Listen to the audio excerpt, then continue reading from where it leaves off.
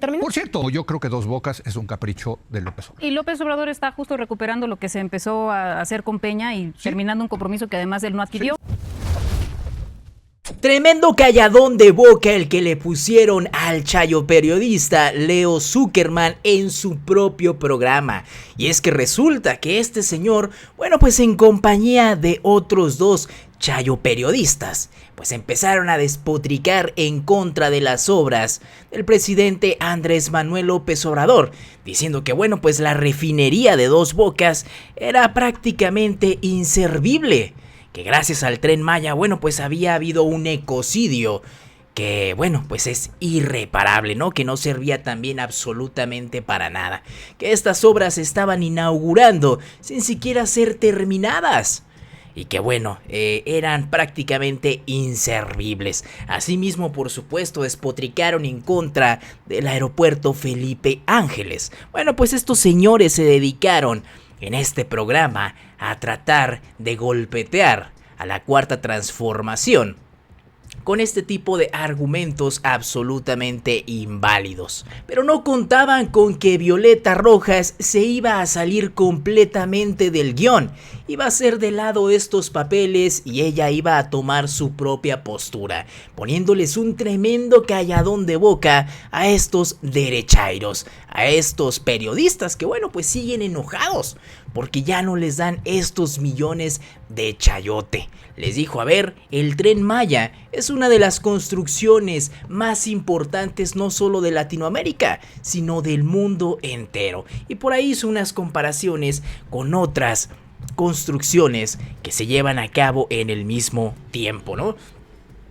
También, por supuesto, que resaltó el tiempo récord en el que se construyó el Tren Maya.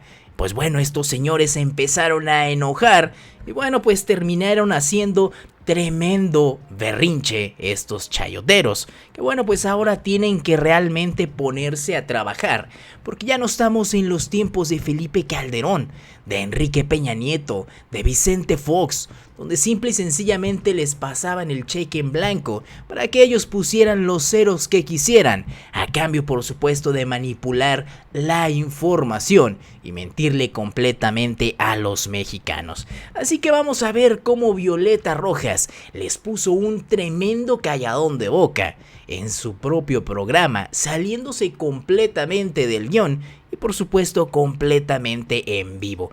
Leo Zuckerman, bueno, pues hizo prácticamente el berrinche de su vida. Vamos a verlo. Se calcula que en 2024 ya ni siquiera hay una fecha clara de cuándo empezaría a operar. Se suponía que el objetivo principal de esta obra era contribuir a la autosuficiencia en materia de producción y consumo de gasolinas en México. Si esta refinería terminara en algún punto de 2024 y empezara produciendo al 80% de su capacidad, ninguna refinería produce al 100%, de hecho las refinerías en México tienen una muy magra productividad, pero si esta fuera, digamos, una refinería casi perfecta y estuviera produciendo alrededor del 80% de su capacidad, México, o sea, lo que se reduciría en términos del déficit entre cuánta gasolina consume México y cuánta gasolina importa, se reduciría alrededor de la mitad. Y esto sin discutir, uno, el detalle de su capacidad de producción, de la rentabilidad de la inversión, incluso de la deseabilidad de la autosuficiencia en materia de gasolinas. El costo operativo y el costo de recuperar el capital que nunca se va a recuperar. Y además invertir, digamos, en refinar, cuando digamos ya el entorno internacional está en la transición energética y vamos hacia las energías renovables y verdes. Para mí esta es, digamos, el principal ejemplo de una obra pues mal concebida, de una gran ambición. Y bueno, en el mejor de los casos es la vieja historia de las buenas intenciones y los malos resultados, pero en el peor de los casos termina siendo mucho más mala porque además ha sido una obra profundamente opaca en cuanto a los contratistas. Muy bien. Pues ahí está, Dos Bocas, un diagnóstico, pues diría yo, devastador el que hace Carlos. Hace una semana estábamos aquí hablando de la reducción de la pobreza y sobre todo de la reducción de la desigualdad y tenemos a partir de esta encuesta buenos datos de la reducción de la desigualdad regional, ¿verdad? Entonces los hogares de los estados más pobres crecieron más rápido, los ingresos crecieron más rápido que los de los estados más ricos. Esto es gracias en gran parte sí a los apoyos sociales que son universales, pero sobre todo a los proyectos de infraestructura que se están desarrollando en el sur-sureste. Entonces, a mí no me parece que la ambición esté mal colocada, como dice Carlos. Me parece que los proyectos, tanto el Tren Maya como todo el corredor transoceánico, que no es nada más un tren, sino todo un corredor de comunicación y de producción, están enfocados en una zona del país de la que el Estado mexicano se ha nutrido no solo en términos de recursos, sino también en términos culturales y de patrimonio. Digamos, hemos explotado esa zona durante cientos de años y apenas se está alguien fijando en retribuir un poco y en desarrollar esa área. O sea, es un ejercicio de justicia social. Totalmente, así lo tengo aquí. Es un ejercicio de justicia social retribuir a la zona que más le ha dado a México. Más que de obra o de infraestructura pública, es como dotarles de cierta viabilidad económica. Sí, pero además, digamos, sí que son obras importantes de infraestructura. El Tren Maya, con sus 1.550 kilómetros casi, es la obra de infraestructura que en este momento se desarrolla en el mundo, la más importante, ¿no? Y que además se ha desarrollado en un tiempo récord. O sea, si lo comparamos con otros proyectos, digamos, comparables, ¿verdad? Como los trenes, el tren de Los Ángeles a San Francisco, que está completamente detenido, probablemente se inaugure en 2030, o el tren de Buenos Aires a Córdoba, esos trenes de alta velocidad que se están proyectando en otros lugares y que están completamente detenidos precisamente porque las empresas privadas que los financiaban quebraron o porque no, digamos, dejaron de ser viables. El Tren Maya realmente tener el avance que tiene en apenas 5 años, sí hay sobrecostos, por supuesto, pero hay que ver a qué se deben, ¿verdad? Me parece que son proyectos de muchísima importancia, pues, o sea, no es nada más una cuestión simbólica, ¿no? de retribuir a esa parte del país, sino que era una deuda que se tenía. Indudablemente, viendo las estadísticas también económicas, Tabasco, por ejemplo, es uno de los estados que más crece económicamente. Pues sí, claro, porque tiene una inyección de capital impresionante para la refinería de Dos Bocas, ¿no? El tema es si efectivamente estas eran las obras que había que construir en el sur-sureste, supongo, ¿no? Tú dices sí, ¿no? Si están dejando externalidades positivas, como dicen los economistas, ¿no? Pero más allá de eso, ¿tú cómo ves las obras del presidente? Yo creo que en general los proyectos de infraestructura de este sexenio sí son una posibilidad de evaluar por completo cómo ha operado la Cuarta Transformación. O sea, creo que en muchísimos dan ejemplos muy claros de un montón de cosas. Primero, en temas de legalidad. Se pueden construir en tiempo récord estas obras porque se ha violado la ley de manera repetida, la ley de planeación, el propio artículo 73 constitucional, donde no dice que las obras públicas tienen que ser para un proyecto de justicia social, sino generar un incremento en los ingresos públicos, la ley de obras públicas y servicios relacionados, desde los temas de las consultas, que han sido una de las razones por las que se han metido tantos temas de amparo, pero también temas de mediciones de impacto ambiental. El Tren Maya empezó a operar y empezó a construir sin mediciones de impacto ambiental, que son fundamentales, y todavía no las tenían y ya se había comenzado la obra. Tampoco se hicieron las mediciones con todos los tramos que se cambiaron.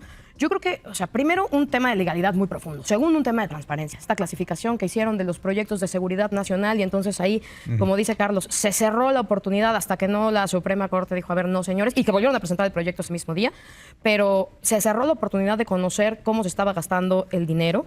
El tercero sí son los sobrecostos, o sea, Dos Bocas se calcula 40% más de sobrecosto. No más. El Tren Maya, 208% de sobrecosto.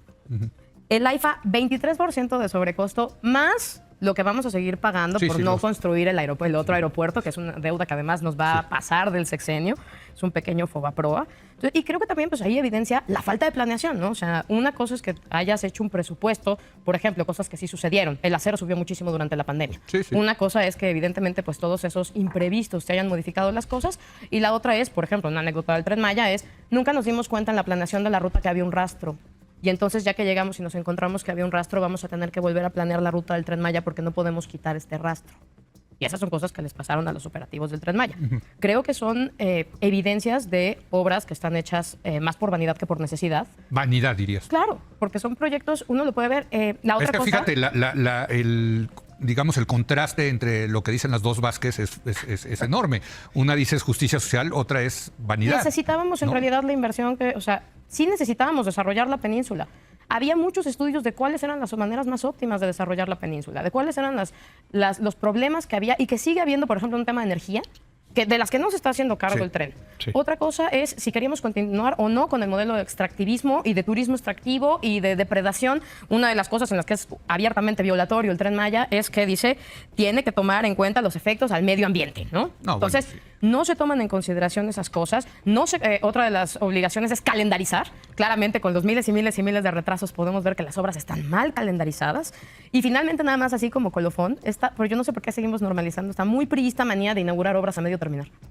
Bueno, eso ya es político y agárrense, porque pues digo, si hay algo que va a hacer el presidente, me queda clarísimo en este último año, es seguir Inaugurando cosas sin terminar. Por cierto, yo creo que Dos Bocas es un capricho de López Obrador. Y López Obrador está justo recuperando lo que se empezó a hacer con Peña y terminando un compromiso que además él no adquirió. A mí me parece que ese tren también va a tener tiene un buen impacto social en una zona donde hay muchísimo tránsito entre personas.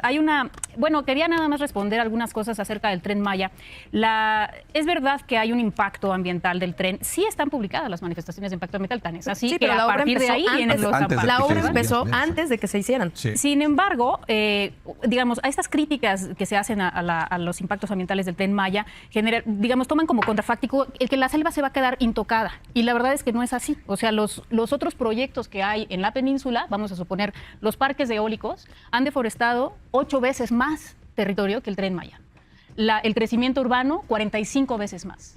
La agroindustria, 50 veces más. Oye, pero eso ha traído un desarrollo impresionante. O sea, Quintana Roo es un polo de desarrollo impresionante. Pero ¿estás de acuerdo en que siempre el desarrollo... Es que se ha devastado la pero los desarrollo costos del Tren Maya los beneficios del Tren Maya están sobreestimados según la Auditoría Superior de la Federación 90%. Pero lo que está diciendo Violeta es que, sí, el desarrollo trae consecuencias ambientales y me parece que las consecuencias que trae el Tren Maya comparadas con las otras alternativas, que no sé cuál es la otra alternativa de desarrollo que tú propones para la península, pero comparados con las alternativas que se estaban llevando a cabo hasta ahora, son mucho menores, porque la deforestación del Tren Maya son 5,000 hectáreas, de las cuales, por ejemplo, la reserva del Parque del Jaguar tiene 2,500. Entonces, además hay un plan de reforestación de 100,000 hectáreas. Digamos, el Tren Maya no viene solo, no es nada más un tren, viene además con un plan de ordenamiento territorial de todos los estados que toca el tren. Y viene con estos programas de reforestación, etcétera. Entonces, creo que cuando evaluamos los impactos del Tren Maya, los tenemos que evaluar con el contrafáctico de qué otra cosa habría en lugar del tren. Buen punto. ¿No? Bueno, y yo creo que aquí hay un buen tema a debatir. Pues aquí lo tenemos, las cosas realmente como son. Podemos ver cómo se quedaron completamente calladitos y sin poder responderle y debatirle nada a Violeta Rojas. Y es que bueno, pues a los hechos, pues ¿quién les va a debatir? A las realidades, ¿no? Eso pues no se puede debatir, no se puede ahí interrogar. Pues nada amigos, hasta aquí el video del día de hoy, espero que les haya gustado. Por favor no olviden suscribirse al canal, eso me ayuda bastante, eso me ayuda muchísimo. Tampoco olviden por supuesto dejarme su poderoso like y su comentario en la parte de aquí de abajo, diciéndome qué opinan acerca pues de estos periodistas, del enojo que siguen mostrando, porque ya no tienen chayote y bueno, siguen con la misma cantaleta de siempre, tratando de golpetear a la Cuarta Transformación. Nos vemos en el próximo video. Hasta luego.